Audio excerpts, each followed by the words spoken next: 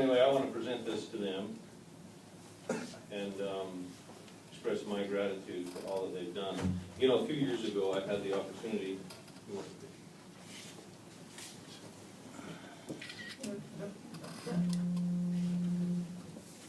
A few years ago, I had the opportunity to read the autobiography of Lou Gehrig.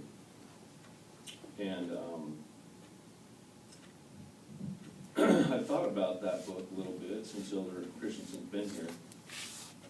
And many of you know, or maybe you don't know, but Elder Christiansen was diagnosed with Lou Gehrig's disease a few months before he came out on his mission.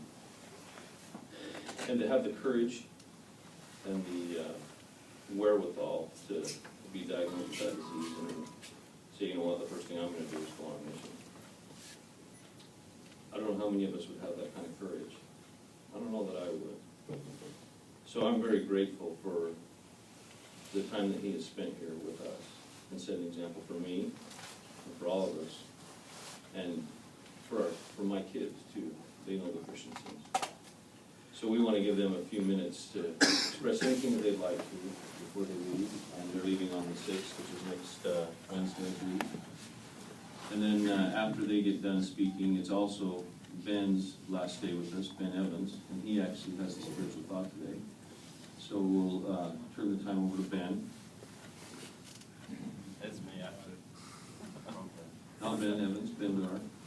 You have it? Yeah, I got it. Okay. So we want to recognize Ben Evans too. This is his last day with us. And sorry for the scare. And then Ben Bedard will give the spiritual thought and the closing prayer.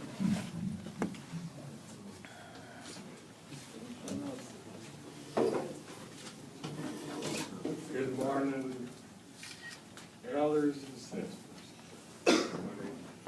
With great love,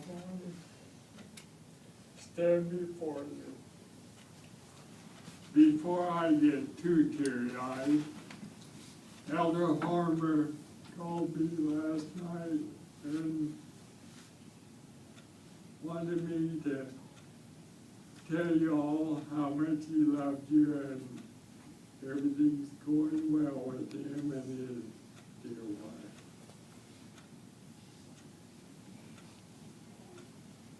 And I just want to thank everyone for the love and the kindness and the friendship that we have gained together.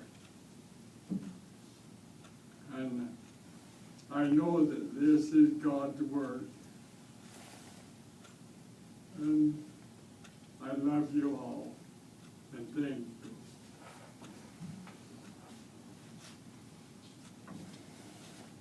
I don't know when I've talked to quite so many captive men. Feels pretty good. Just want to thank each one of you how kind you have been to Elder Christiansen. Some of you may or may not know that Elder Christiansen did never have any man friends when he was home. He worked so hard in the mine and at the farm that he never had anybody come and say, want to go fishing, you want to go hunting. He just worked. So coming out here was more than a big stretch for him as far as doing that. And I know without a doubt there was no accident that he was here and that you guys were here.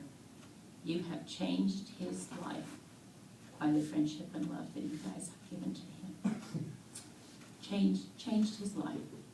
And what a gift it's been for us to be here and for you guys to all have been so kind to him.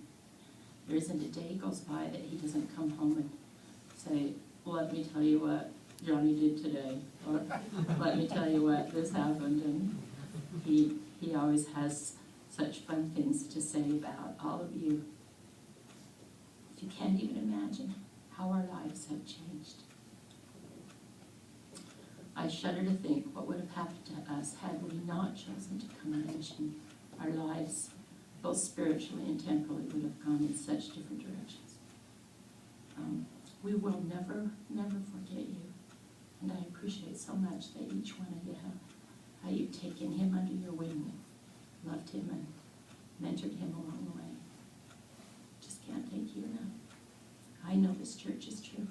And I know that we were here for a reason, and I know that each of you that touched our lives were here for a reason as well.